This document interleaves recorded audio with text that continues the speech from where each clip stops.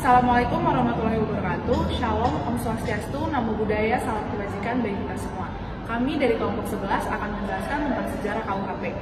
Pertama-tama izinkan kami memperkenalkan diri. Nama saya Ibu Miriska Hudaya dengan NIM 11000122140877.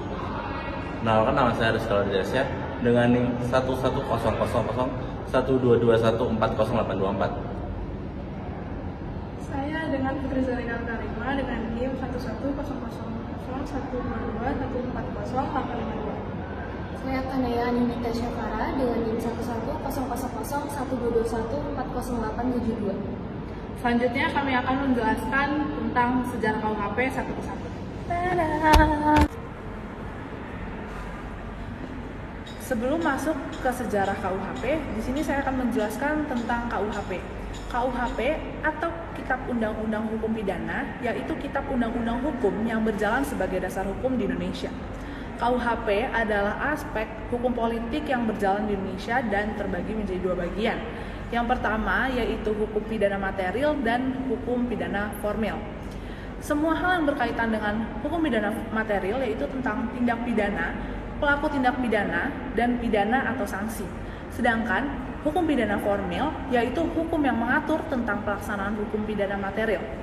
KUHP yang sekarang berlaku merupakan KUHP yang berasal dari hukum kolonial Belanda, yakni Wetboek van Strafrecht voor Nederlands-Indië.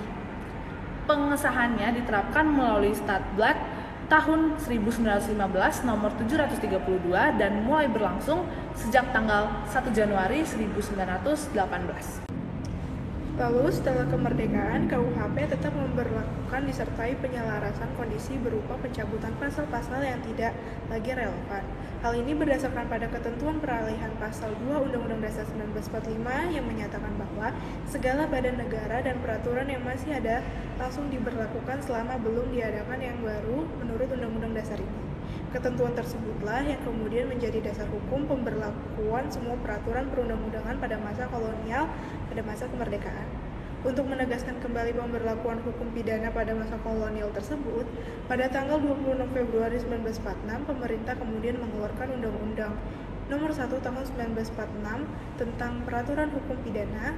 Undang-undang inilah yang kemudian dijadikan dasar hukum perubahan Wetboek van Strafrecht voor Nederlands-Indië menjadi Wetboek van Strafrecht yang kemudian dikenal dengan nama Kitab Undang-Undang Hukum Pidana.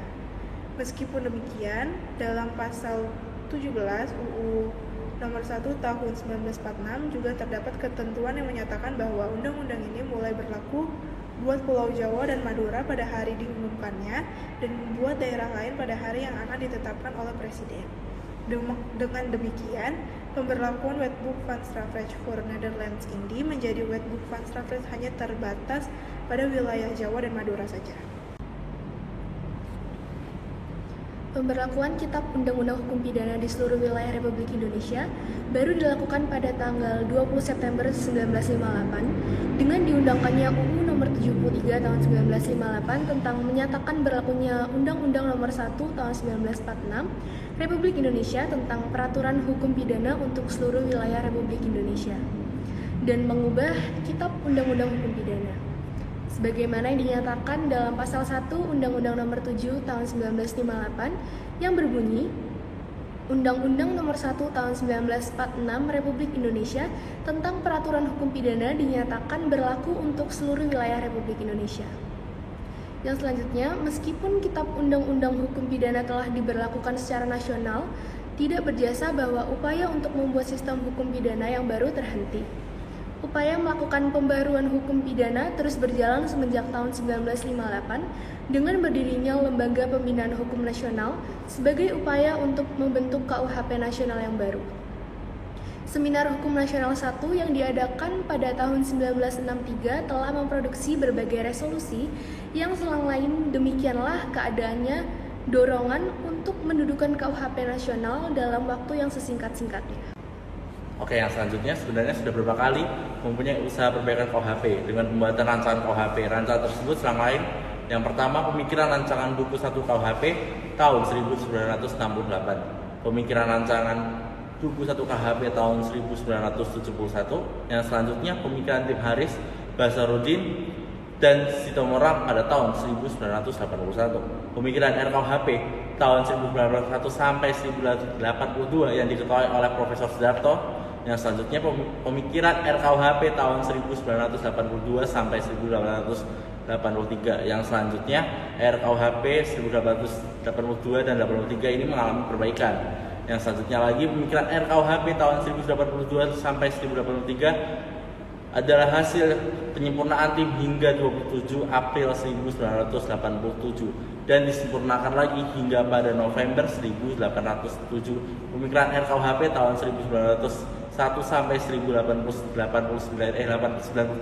yang diketuai oleh Profesor Marjono Rekso Diputro. Sekian penjelasan dari kelompok kami. Apabila ada kurangnya, mohon dimaklumi dan dimaafkan. Wabillahi taufiq wal hidayah. Wassalamualaikum warahmatullahi wabarakatuh. Terima kasih.